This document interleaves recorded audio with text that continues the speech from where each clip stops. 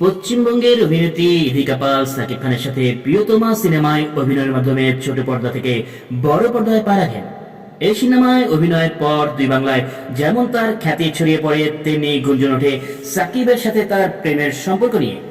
এই খবর ইদিকা পালের কানে পৌঁছালে তিনি বলেন, যাদের বিপরীতে অভিনয় করেছি সবার সাথে একটু ভালো সম্পর্ক আছে।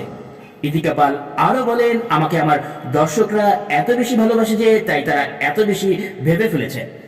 আমাকে নিয়ে কোনো গঠনমূলক আলোচনা শুনলে আমি সেটা নিয়ে ভাবি, কিন্তু এই ধরনের রটনায় কান দিয়ে মানসিক শান্তিতে প্রভাব ফেললে কাজ করব কিভাবে।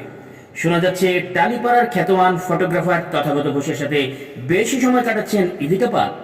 সম্প্রতি তারা হিমাচলের ছিটফুলে একসাথে বেড়াতেও গিয়েছিলেন। তবে একা নয়, তাদের সঙ্গে ছিলেন কিছু বন্ধু বান্ধব।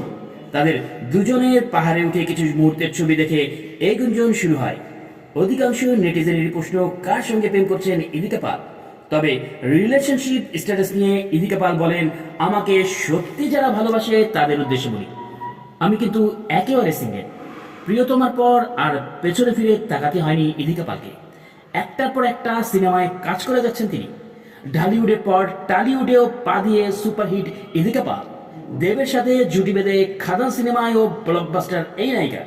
এদিকে পরিচালক মেহেদী হাসান হৃদয়ের প্রিয়তমাতে ফের জুটি হয়ে আসছেন বরবাদ সিনেমায়।